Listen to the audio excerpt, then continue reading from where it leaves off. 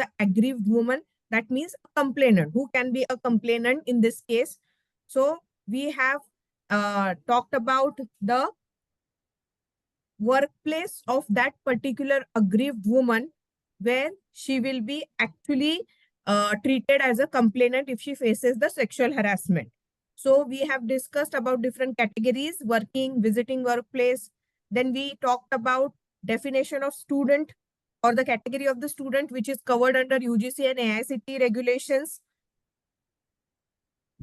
Now we will start with the understanding of the word workplace, which is very important in order to file a complaint, or in order to get the complaint recognized under the Posh law.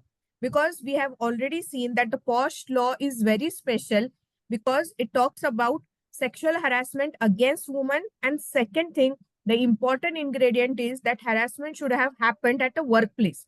So at other places, if it happens, Posh law does not apply. There is a different law under IPC, which we have already seen.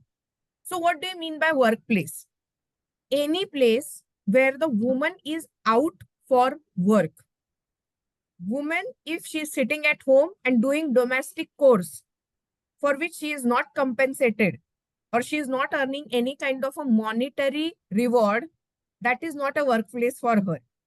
So if she faces a particular kind of a harassment, including sexual harassment in her dwelling house, where she is taken voluntary responsibilities to work, there Posh does not apply.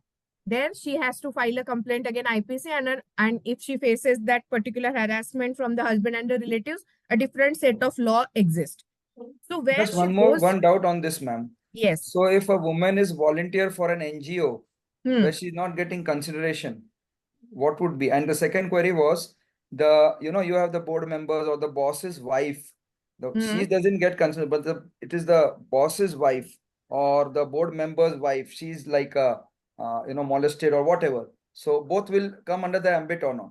Yes. So I'm coming to other clauses as well.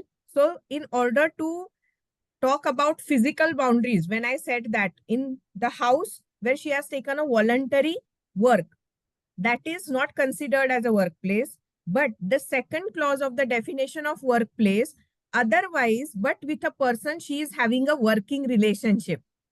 So when I said that in house where she is harassed by any person who is not related to her as a working relationship thing, then that is not a Posh offense. That is a sexual harassment at workplace.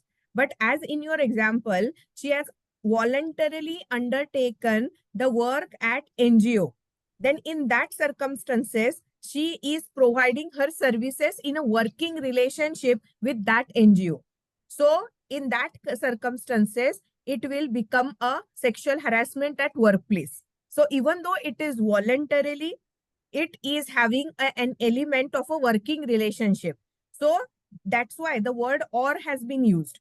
So any place where the woman is out for work, that is for a monetary compensation, she goes out, or even if otherwise, that means she is not getting a monetary compensation, but where she is going out for a work and there is a person who is having a working relationship with her, and that person is actually harassing her sexually, then it becomes sexual harassment at workplace.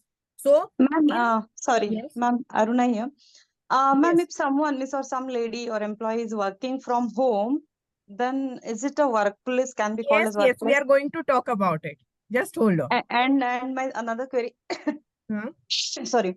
Suppose any employee goes for a business trip, and she visits some other office of some Yes, other company, and yes, someone from that other company is harassing her in some yes, way.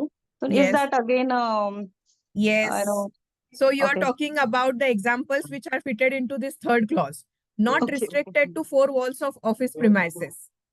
So, Mhm. and secondly, includes electronic media. So when she is working from home, she is actually exercising her right as an employee to work with the person who is having a working relationship. Just she is not within the physical boundaries of office. So by including electronic media, if the person who is having a working relationship with her is sexually harassing her, it becomes a sexual harassment at workplace. And in your second example, when we are talking about the visit due to the work requirement, that is also covered under POSH. So if she has been given a cab, okay, that can also happen. During that particular journey, if she faces sexual harassment, then that is a kind of a sexual harassment at workplace, because she is traveling for the purpose of work. That office, the concept of office or the workplace should not be confined to the four walls, that is the physical in nature. It can be anywhere where she is exercising her right to work as an employee of that particular organization.